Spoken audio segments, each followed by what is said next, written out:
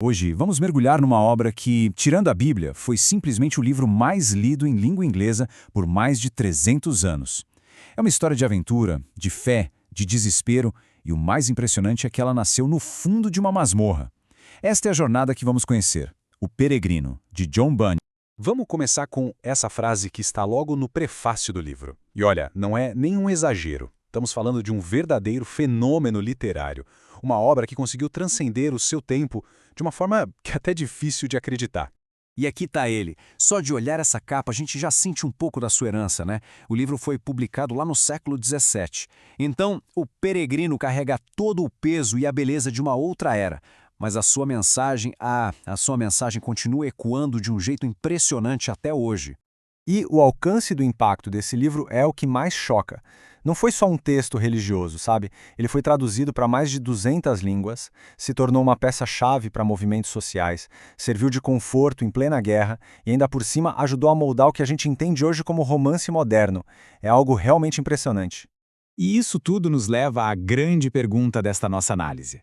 Como é que uma obra escrita por um homem de origem super humilde, numa época de caos e turbulência, conseguiu atingir um status tão monumental? A resposta, claro, está na vida do autor. Para entender a obra, a gente precisa primeiro entender o homem e a época dele. A história do John Bunyan não é a de um intelectual, de um acadêmico isolado do mundo. Não. É a história de alguém que foi forjado no meio do caos de uma nação em guerra consigo mesma. Bunyan não fazia parte da elite. Ele era filho de um funileiro, um trabalhador comum. Viveu como soldado, depois encontrou a fé e se tornou um pregador super carismático. E foi justamente essa última vocação que virou a vida dele de cabeça para baixo. Essa linha do tempo aqui mostra bem o cenário. Bunyan viveu em plena Guerra Civil Inglesa, lutou no exército e quando a monarquia foi restaurada, a sua recusa em parar de pregar o transformou num inimigo do Estado. A tal da grande perseguição não era só um nome, era uma realidade brutal para ele e para muita gente. E a punição foi duríssima. As fontes descrevem as prisões como masmorras imundas e superlotadas. Não era uma prisão qualquer, era um lugar de sofrimento, de doença, de desespero total. Um lugar feito para quebrar o espírito de qualquer um. Mas, para John Bunyan, esse lugar de desespero se tornou o berço da sua maior criação. É incrível pensar nisso. Vamos ver agora como essa provação toda se transformou numa visão que mais tarde cativaria o mundo inteiro. Então, o ponto central é esse. Foi lá, do fundo de uma masmorra sem liberdade nenhuma, que Bunyan imaginou a maior jornada de todas. O Peregrino não foi escrito apesar do sofrimento dele. Foi escrito a partir do sofrimento. Para sacar o livro, a gente precisa entender o que ele é. É uma alegoria. E o que isso significa? Significa que tudo na história, cada personagem, cada lugar, cada obstáculo, na verdade representa algo maior. É como se fosse uma grande história simbólica sobre a jornada espiritual. E aqui estão os conceitos básicos. Nosso herói se chama simplesmente cristão, ou seja, ele representa qualquer pessoa nessa jornada de fé. Ele parte da cidade da destruição, que é o símbolo do mundo material, do pecado, e o objetivo dele é chegar na cidade celestial, ou paraíso. A jornada que a gente acompanha é, na verdade, uma jornada da alma.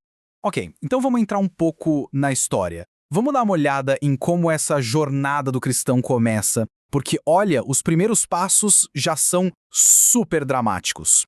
A história começa com o cristão carregando um fardo pesado nas costas, que é o peso dos seus pecados.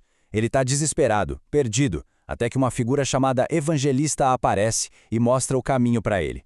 Um portãozinho estreito e uma luz lá longe. Essa passa a ser a única esperança dele. E a partida dele é radical. Ele literalmente tapa os ouvidos para não escutar os apelos da esposa e dos filhos e sai correndo, gritando, vida eterna. Isso mostra a urgência, o desespero da busca dele. Nada mais importa, nada pode detê-lo. Logo de cara, ele encontra dois vizinhos, e os nomes deles já dizem tudo. O obstinado se recusa a ir, fica zombando da ideia. Já o inconstante até se anima, vai junto. Mas assim que eles caem no pântano do desespero, na primeira dificuldade, ele desiste. Eles são o retrato perfeito de duas reações humanas muito comuns à fé: o ceticismo que debocha e o entusiasmo superficial que não se sustenta. Depois de sair do pântano, o cristão encontra o Senhor sábio mundano.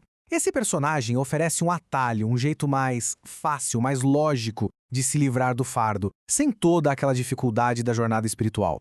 É a tentação da solução do mundo, sabe? Da solução confortável, um desvio que quase leva o cristão à ruína. Mas ele não desiste. Cristão se arrepende de ter dado ouvidos ao sábio mundano, volta para o caminho certo e finalmente chega ao portão estreito. Esse é o primeiro grande marco, o verdadeiro começo da peregrinação. E ali ele bate, pedindo para entrar. Isso nos traz de volta àquela pergunta do começo. Por que essa história, com esses personagens simbólicos e essa teologia do século XVII, por que ela ainda nos fascina tanto hoje em dia?